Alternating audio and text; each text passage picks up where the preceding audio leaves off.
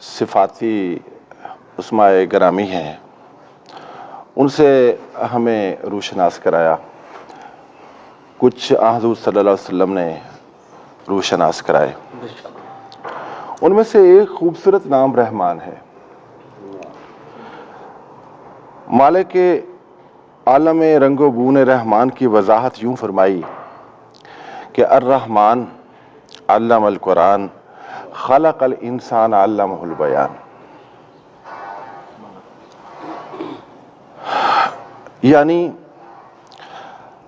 رحمان نے اپنا یہ صفت جو ہے اس کی وضاحت یوں فرمائی کہ میں نے تمہیں بولنا سکھایا ہے، علمہ البیان۔ اچھا، یہ جو رحمت ہے یہ بھی مختلف طریقوں پہ مختلف مخلوقات پہ نازل ہوئی۔ وہ جیسے جارج اورول نے کہا تھا کہ all humans are equal but some equal are more equal than other equal، یہ رحمت بھی رحمت ہوتی ہے، لیکن کچھ کی رحمت اس رحمت سے مختلف ہوتی ہے۔ شاعر خاص طور پہ اس رحمت سے کا زیادہ فائدہ اٹھاتے ہیں، کوئی شک، اسی لیے شاعروں کو تلمیذ الرحمن کا نام دیا جاتا ہے نا۔ شاعری اٹسلف جذبات کو لفظ میں ڈھال دینے کا دوسرا نام ہے۔ یہ میں اپنی طرف سے نہیں کہہ رہا، یہ رابرٹ فراسٹ نے کہا تھا کہ poetry is when an emotion has found its thought and the thought has found the words۔ اب دوبارہ اس سینٹنس کا مزہ لیجیے گا کہ جذبات کو الفاظ میں ڈھال دینے کا دوسرا نام شاعری ہے۔ اردو ادب میں خسرو اور قلی قطب شاہ کے قبیلے میں نام ہر کوئی رقم کروا لیتا ہے، لیکن بات پھر وہی، میں اس کو تھوڑا سا تبدیل کر کے پیش کروں گا کہ some poets are more poet than other poets۔ Atif بھائی، عاطف جاوید، عاطف اور میرے عاطف بھائی، ان کا جو مجموعہ کلام ہے ہمیں تو حکم مجاوری ہے، شعری مجموعہ جات میں محض عددی اضافہ نہیں ہے، جیسا کہ ابھی خوبصورت اسکالر ڈاکٹر دانش عزیز بھی اس پہ روشنی ڈال رہے تھے۔ جیسے گلستان میں ہر پھول کا الگ رنگ ہوتا ہے، الگ خوشبو ہوتی ہے، عاطف کی شاعری کو میں نے شروع سے پڑھنا شروع کیا تو مجھے خوشی یہ ہوئی کہ مجھے حمد لگی، غزل، سلام، نعت لگی، غزل لگی۔ میں اس کو مجموعہ کلام سے ہی، ان کے کلام سے ہی میں کوشش کروں گا کہ آپ کو حمد لگے کہ نہیں ہے جس کا شریک کوئی، نہیں ہے جس کا شریک کوئی، وہ کبریا ہے خدا ہے واحد۔ نہیں ہے جس کا شریک کوئی، وہ کبریا ہے خدائے واحد، نہ جس کا ہمسر نہ کوئی ثانی، بس ایک خدا ہے خدائے واحد۔ اسی طرح سے نعت دیکھیے گا، نعت کا شعر کہ فقیر پہنچا ہے جالیوں تک،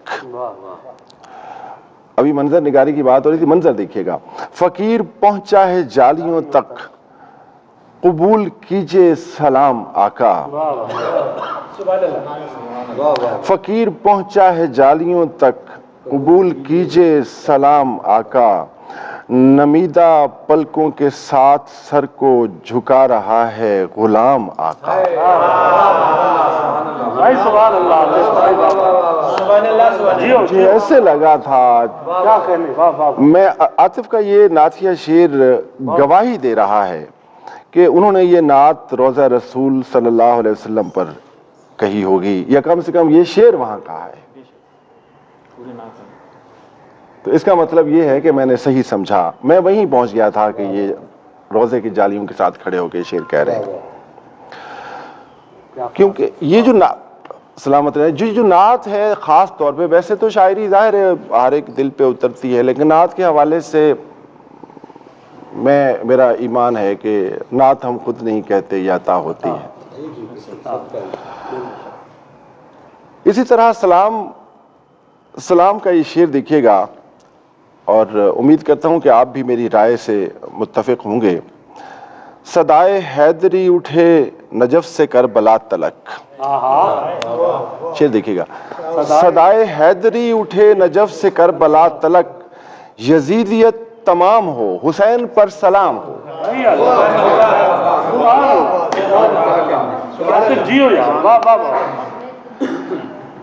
صدائے حیدری اٹھے نجف سے کربلا تلک، یزیدیت تمام ہو حسین پر سلام ہو.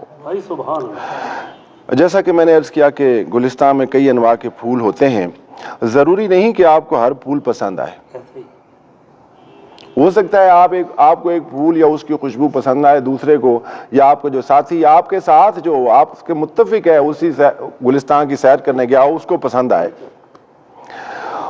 اس کو دیکھنے اور اس کی خوشبو کو محسوس کرنے کا انداز ہر ایک کا مختلف ہوتا ہے، اپنا اپنا ہے.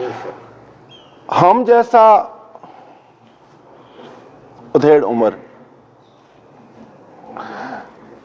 بلکہ اس سے بھی کچھ زیادہ،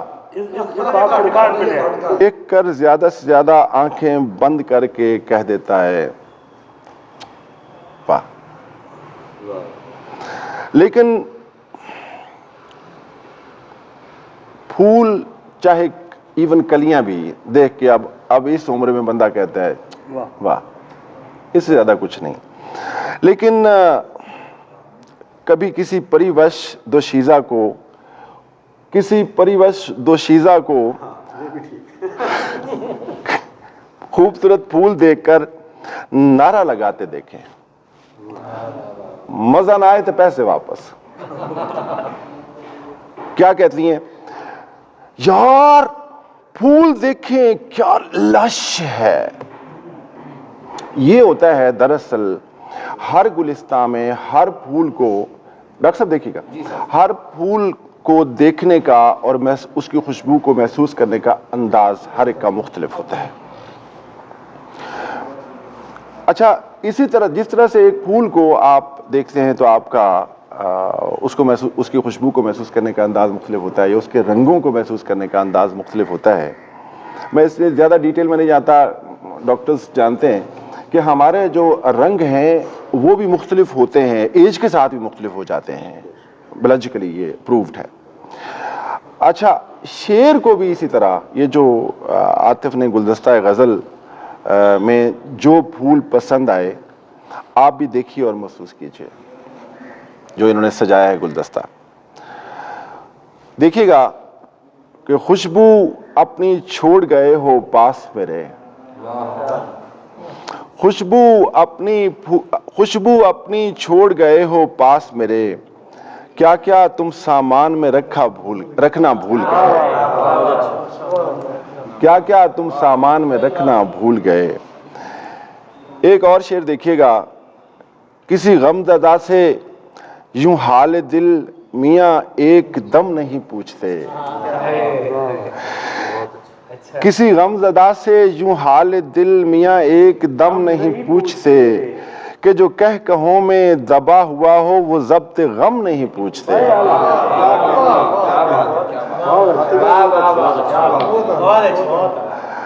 خواتین و حضرات، یہ مجاوری کا حکم بجا لانے والا برف زادی سے خطاب کرتے ہوئے، اپنی شاہزادی کی شریانوں میں ہوتے ہوئے، اس کے دل کا طواف کرتے ہوئے، بڑی دل برانہ فرمائشی چیٹ کرتے ہوئے، جب کسی کی پلکوں کی حرکات کو بحر ہندی سے تشبیہ دیتا ہے تو یقین مانیے پیار آتا ہے اس شاعر پہ. اور احباب مکرم، مجاور کی مجاوری میں اگر کہیں کمی رہ گئی ہو، بتاؤ کس میں کمی نہیں ہوتی ویسے؟ اگر کہیں کمی رہ گئی ہو تو نقاد دیکھتے پھریں گے۔ میں نقد و نظر کے معاملے میں ذرا کلر بلائنڈ واقع ہوا ہوں، خاص طور پر کجی پر میری نظر ہی نہیں پڑتی۔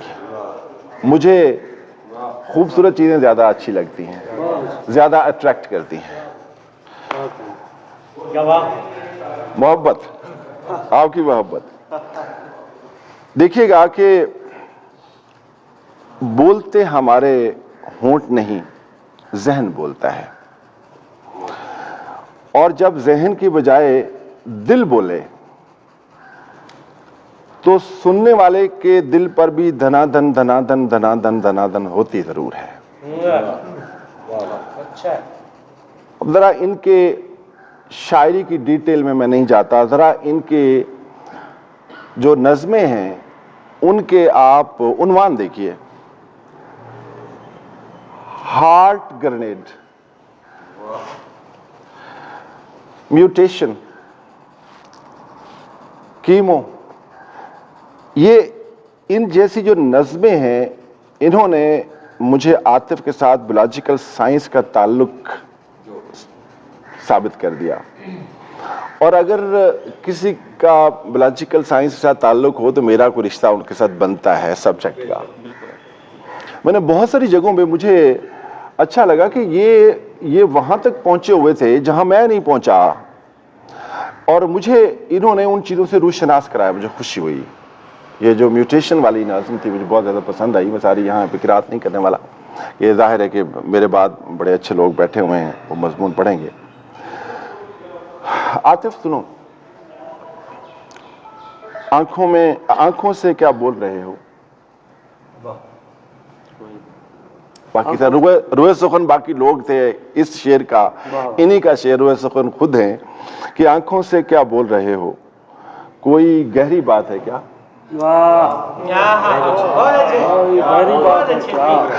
آنکھوں سے کیا بول رہے ہو، کوئی گہری بات ہے کیا؟